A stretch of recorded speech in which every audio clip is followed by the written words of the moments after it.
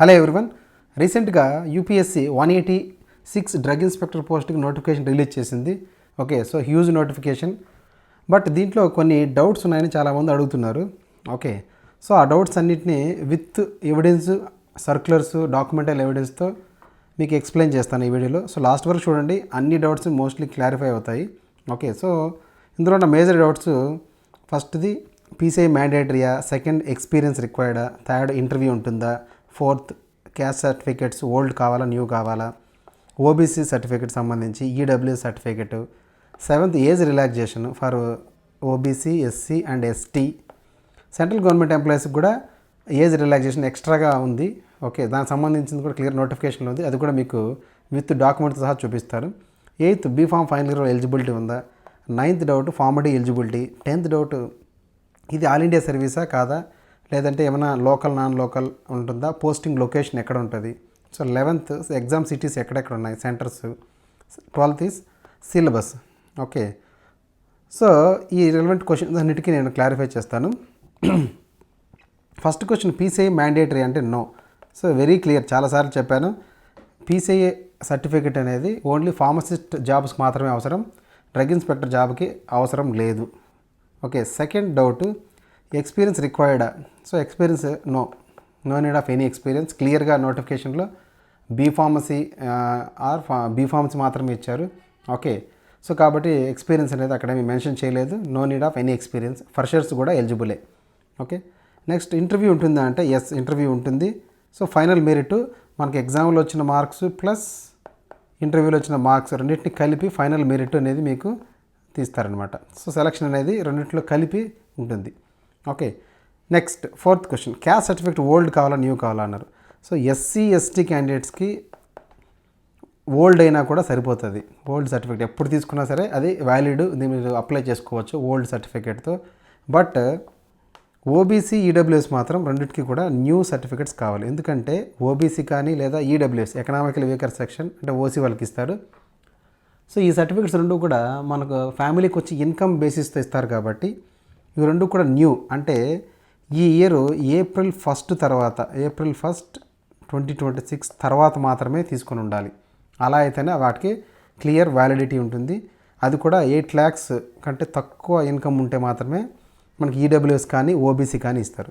OBC కూడా OBC non creamy layer అని ఇస్తారు. ఏంటి నాన్ క్రీమీ లేయర్ అంటే, మామూలుగా 8 lakhs అనేది లిమిట్ అనమాట. 8 lakhs ఓకే, క్రీమీ లేయర్ లాంటిది. ఓకే, 8 lakhs కంటే అబవ్ ఇన్కమ్ ఉంటే వాళ్ళు క్రీమీ లేయర్ కిందకి వస్తారు. వాళ్ళకి no reservation. Okay, no reservation. But 8 lakhs కంటే లోపల ఫ్యామిలీ ఇన్కమ్ ఉంటే వాళ్ళు నాన్ క్రీమీ లేయర్ అంటే ఈ లేయర్కి రారనమాట. కాబట్టి non creamy layer. Okay, NCL. Okay, OBC NCL అలాంటి వాళ్ళకి మాత్రమే రిజర్వేషన్ అప్లికబుల్. ఒకవేళ 8 lakhs కంటే అబవ్ ఉంటే మాత్రం నో రిజర్వేషన్, ఓసీ లాగే కన్సిడర్ చేస్తారు. ఓకే, సో ఒకసారి ఓబీ సర్టిఫికేట్ చూపిస్తున్నా ఇలా ఉంటుంది. ఓకే, ఇది ఏపీది. ఓకే, ఇది తెలంగాణది. ఇందులో క్లియర్గా మనకి మీకు అప్లై చేసినప్పుడు ఈ నెంబర్ కూడా అడుగుతారు. ఈ నెంబర్ కూడా మీరు మెన్షన్ చేయాల్సి ఉంటుంది. ఓకే, దీంట్లో క్లియర్గా she is not belongs to creamy layer అని క్లియర్గా ఇచ్చారు. అంటే నాన్ క్రీమీ లేయర్ అని అర్థం. ఓకే, సో గుర్తుపెట్టుకోండి. సో కొంత స్టేట్ గవర్నమెంట్ మనకి సపరేట్గా క్యాస్ట్ సర్టిఫికేట్ ఇస్తుంది బీసీ వాళ్ళకి, అది నాట్ ఎలిజిబుల్. ఓన్లీ క్లియర్గా ఓబీసీ సర్టిఫికేట్ అనేది మాత్రమే సెంట్రల్ సర్వీసెస్కి అప్లై చేసినప్పుడు వ్యాలిడిటీ. గుర్తుపెట్టుకోండి బాగా. ఓకే, అగైన్ రిపీట్ చేస్తున్నాను. స్టేట్ గవర్నమెంట్ మామూలుగా క్యాస్ట్ సర్టిఫికేట్, కమ్యూనిటీ సర్టిఫికేట్ అని ఇస్తుంది. అది ఈ డ్రగ్ ఇన్స్పెక్టర్ జాబ్కి అప్లై చేయడానికి వ్యాలిడిటీ కాదు. ఓకే, ఓన్లీ ఓబీసీ అనేది మాత్రమే వ్యాలిడ్. అది మామూలుగా స్టేట్ గవర్నమెంట్ ఇచ్చేది స్టేట్ గవర్నమెంట్ జాబ్స్కి సరిపోతుంది. బట్ ఓబీసీ అనేది సెంట్రల్ గవర్నమెంట్ సర్వీసెస్కి మాత్రమే ఓబీసీ అవసరం ఉంటుంది. Okay, very clear. ఇది తెలంగాణ ఇచ్చే ఓబీ సర్టిఫికేట్ ఇలా మోడల్ ఇలా ఉంటుంది. ఓకే, నెక్స్ట్ ఈడబ్ల్యూఎస్ చూద్దాం. ఎకనామికలీ వీకర్ సెక్షన్ అనేది కూడా 8 lakhs లోపల ఇన్కమ్ ఉంటే ఫ్యామిలీ ఇన్కమ్ ఇస్తారు. సో దీనికి సపరేట్గా ఓసీ వాళ్ళకి సపరేట్ కోటా రిజర్వేషన్ ఉంటుంది. ఓకే, 10% కోటా ఉంటుంది, 10% పోస్టులు. ఓకే, సో ఈడబ్ల్యూ సర్టిఫికేట్ తీసుకుంటే చాలా కేర్ఫుల్గా తీసుకోవాలి. ఇది కూడా మనము 1 April 2026 తర్వాత తీసుకునేది మాత్రమే వ్యాలిడిటీ ఉంటుంది. సో క్లియర్గా మనకి సర్టిఫికేట్లో క్లియర్గా ఇక్కడ మెన్షన్ చేస్తారు. ఓకే, ఇది old certificate model. Okay, so ఈ ప్లేస్లో valid for the year 20 valid for the year 2026 and 2027 అని క్లియర్గా ఇస్తారు తహసీల్దార్ ఆఫీస్లో. 2026 అండ్ 2027 అని క్లియర్గా మెన్షన్ చేసి ఉండాలి. ఓకే, అలా అది మాత్రమే వ్యాలిడిటీ ఉంటుంది. ఓల్డ్ తీసుకుంటే నాట్ వ్యాలిడ్. ఈ ఏరియాలో మీరు చూసుకోవాలి. అది April 1 తీసుకుంటే, April 1 తర్వాత తీసుకుంటే సరిపోతుంది. ఇది Telangana EWS model, economically weaker section model. Okay, so ఇలా ఉంటుంది. ఇది లేటెస్ట్ తీసుకోవాలి, ఓల్డ్ పెడితే మీకు కన్సిడర్ చేయరు. Okay, next 7th question, age relaxation. So మనం ఆల్రెడీ డిస్కస్ చేసినట్టు ఓసీ వాళ్ళకైతే 30 years, ఓబీసీ వాళ్ళకైతే 33 years, అంటే 3+3 years, ఎస్సీ ఎస్టీస్కి 35 years ఏజ్ రిలాక్సేషన్ ఉంటుంది. కానీ ఇది కాకుండా ఇంకొక ఏజ్ రిలాక్సేషన్ కూడా దీనిపైన, అంటే సెంట్రల్ గవర్నమెంట్ ఎంప్లాయీస్కి ఎవరైనా ఉంటే వాళ్ళు డిపార్ట్మెంట్ దగ్గర నుంచి సర్వీస్ సర్టిఫికేట్ తీసుకుంటే మినిమం 3 years సర్వీస్ ఉండాలి. వాళ్ళకి 3 years పని చేసి ఉండాలి సెంట్రల్ గవర్నమెంట్లో. చేస్తుంటే అలాంటి వాళ్ళకి 5 years వరకు ఏజ్ రిలాక్సేషన్ ఇచ్చారు క్లియర్గా. ఓకే, అంటే సో +5 years యాడ్ అవుతుంది అనమాట. +5 అంటే చూడండి, ఓబీసీకి 38 years, ఎస్సీ ఎస్టీస్కి 40 years వరకు ఏజ్ లిమిట్ ఉంది. ఓకే, ఎవరికి సెంట్రల్ గవర్నమెంట్ సర్వీస్లో ఉంటే +5 years యాడ్ అవుతాయి. ఆ విషయాన్ని క్లియర్గా నోటిఫికేషన్లో మెన్షన్ చేస్తారు. మీకు స్క్రీన్ షాట్ కూడా చూపిస్తాను చూడండి. ఓకే, క్లియర్గా ఇచ్చారు చూడండి. The upper age limit is రిలాక్సిబుల్ for central government servant up to 5 years. Very క్లియర్గా ఇచ్చారు. అంటే ఆల్రెడీ మీకు ఉన్న రిజర్వేషన్కి ఇది +5 years యాడ్ అవుతుంది. సెంట్రల్ సర్వీస్లో మీరు వర్క్ చేస్తుంటే స్టేట్ గవర్నమెంట్ ఎంప్లాయీస్కి రాదు, ఓన్లీ సెంట్రల్ సర్వీసెస్కి మాత్రమే వస్తుంది.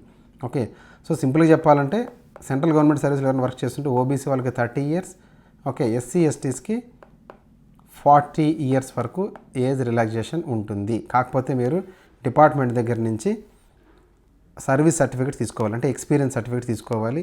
ప్లస్ మీరు ఎన్ఓసి అవసరం లేదు, కానీ ఇంటిమేషన్ ఇవ్వండి. అప్లై చేసే ముందు నేను ఇలా అప్లై చేస్తున్నాను సో డ్రగ్ ఇన్స్పెక్టర్ ఎగ్జామ్ కానీ ఒక ఇంటిమేషన్ లెటర్ ఇచ్చి ఆ కాపీని ఒక ఫోటో తీసి మీ దగ్గర పెట్టుకోండి.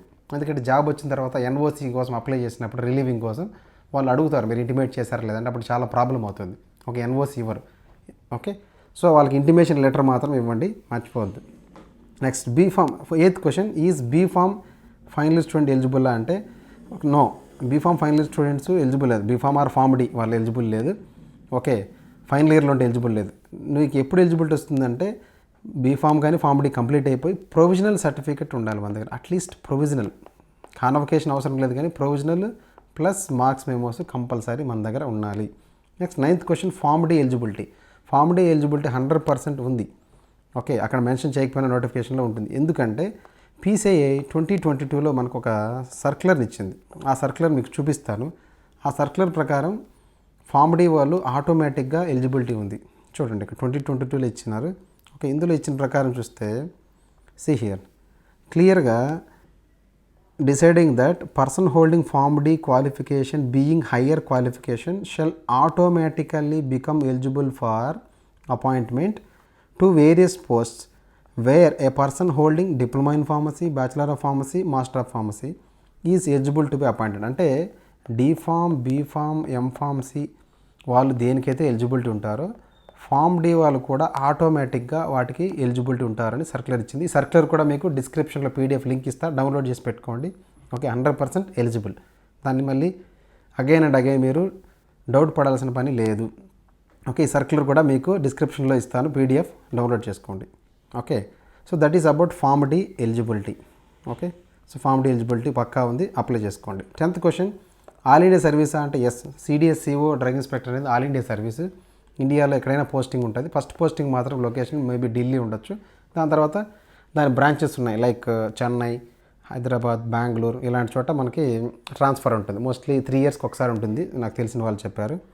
Okay, so next 11th question, exam city. Exam cities చాలా ఉన్నాయి మనకి. నియర్ బై అంటే చెన్నై, విశాఖపట్నం.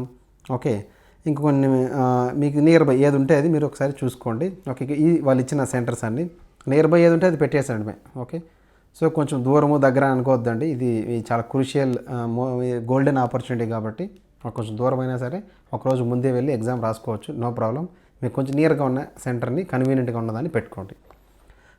సిలబస్ ఇంకా వీళ్ళు నోటిఫికేషన్లు ఇవ్వలేదు, కానీ దగ్గరలో అప్డేట్ చేస్తారు. పాత సిలబస్ ప్రకారము కావాలంటే ఒక వీడియో చేస్తాను నెక్స్ట్ వీడియో. ఓకే, లేదంటే కొద్ది రోజులు వెయిట్ చేసి ఒకవేళ UPSC ఏమైనా అప్డేటెడ్ సిలబస్ని పోస్ట్ చేస్తుందేమో చూడాలి వెబ్సైట్లో. చేస్తే వెంటనే ఇమీడియట్గా అది ఒక వీడియో చేస్తాను, ఓకే, దాని మీద. Okay, so this is about common doubts. ఇది కామన్గా అందరూ నాకు అడిగిన డౌట్స్ని నేను కంపైల్ చేశాను. స్టిల్ మీకు ఇంకా ఏదైనా డౌట్స్ ఉంటే కామెంట్ సెక్షన్లో పోస్ట్ చేయండి. ఓకే, నెక్స్ట్ వీడియోలో దాన్ని క్లారిఫై చేస్తాను. ఓకే, సో నెక్స్ట్ మీకు ఒక అప్లికేషన్ లింక్ కూడా ప్రొవైడ్ చేస్తాను, చూడండి. Okay, I hope this is helpful. All the best. Thank you.